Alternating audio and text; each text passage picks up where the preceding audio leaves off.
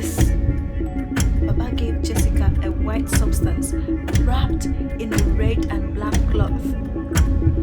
When you get home, prepare your husband's favorite meal and add a pinch of this to it.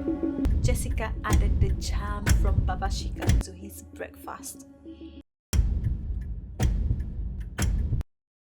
After having their bath, they all came down and sat at the dining table, ready to eat the delicious meal Jessica had prepared. Jessica joined them and they started eating. Ukbong tasted the soup. Unknown to him, Jessica had added something to his portion. "This is really delicious," Ukbong said with a smile. His parents also ate with satisfaction and praised Jessica for her cooking skills. Little did they know that she had added Babashika's love potion to Ukbong's food.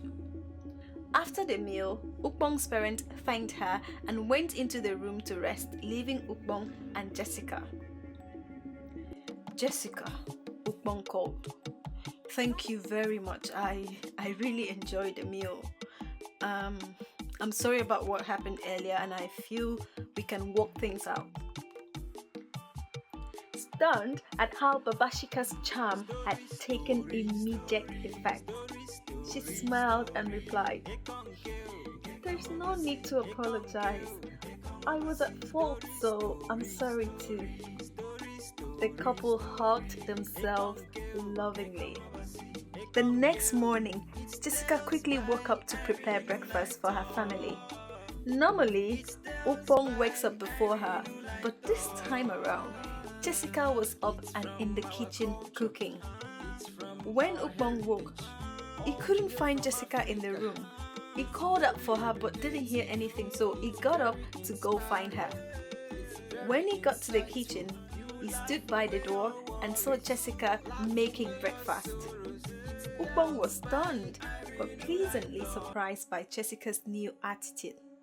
He smiled and went back to the room, unknowing to him that after he left, Jessica added the charm from Babashika to his breakfast. If only he had waited a minute more, he would have seen Jessica's mischievous grin as she stirred the portion into his food. Minutes later, Jessica placed the breakfast on the dining table and went in to call Ukbong and his parent. They came down and had breakfast together as a family. Ukbong looked happy as he ate his food and he smiled at Jessica. Ukbong's parents were leaving to return to their home, so after breakfast, Ukbong drove them to the airport and went to work from there. At work, he was smiling all through, and he kept thinking of his wife and having an indescribable feeling of love and contentment. He thought of how he could appreciate her more, so he decided to buy expensive jewelry and other gift items for his wife. After finishing work, Ukbong drove to the jewelry shop and bought different pieces of jewelry for Jessica, making sure to choose items that he knew she would love. Meanwhile, Jessica was getting ready to rub the charm on her body so she would hug her husband immediately he returned from work, all in keeping with Baba's instructions. She saw that the charm she added to his food had a great effect on him, as he seemed more affectionate and loving towards her lately and not mentioned divorcing her. Jessica was familiar with the time Ukbong would return from work, so she prepared herself. She rubbed Babashika's love spell on her body from head to toe, getting ready to hug Ukbong. A few minutes later, after she rubbed the charm on her body, Ukbong returned home and she rushed towards him, hugging him tightly. Ukbong was surprised as he didn't expect a reaction towards him, but he reciprocated and hugged her back, not knowing that Jessica had other ulterior motives for her actions. After a long, tight hug from Jessica, he handed her the gift he bought for her. "Here, my love, I bought these for you." Jessica was stunned. She took the gift bag from him. She couldn't believe her eyes. She opened the bag and was even more surprised to see the expensive gift Ubong had bought for her. She realized it had been a long time since he bought her a gift, and so she was convinced that truly Babashika's charm was working wonders for her. "Oh my god, these are so beautiful! Thank you so much, my love," Jessica said to Ubong excitedly. "I hope you like them," Ubong asked.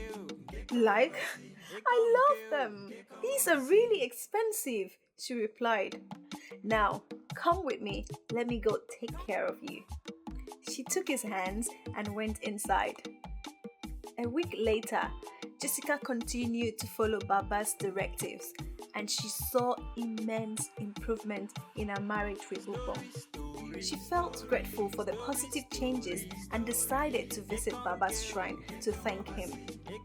When she got to Baba's shrine, Jessica started telling him all the good things her husband had done for her in the space of 1 week. "Baba, you are the best! Your charm worked wonders. My husband loves me more than anything else in this world. Baba, can you believe he bought me a brand new car yesterday? Brand new tear-rubber car. Baba, I am enjoying my marriage more than ever before, and it is all thanks to you. I am forever grateful, Baba. So I brought these items to show you my appreciation and to get more of the charm, as the other one you gave me is remaining a little portion. You know what I mean, Baba."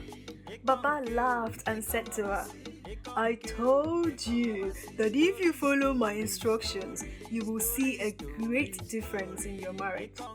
Now, let me tell you, you are your own problem. I never gave you any charm.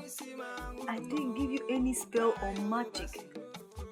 That white substance was only salt, the normal salt you and I eat every day. It was your bad behavior that made your husband want to divorce you. As you have improved and changed your attitude, that is what brought about the positive change in your marriage. It wasn't any charm or spell.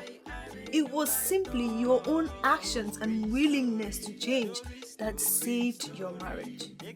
Now, go back and continue behaving in a good manner, and your marriage will continue to thrive.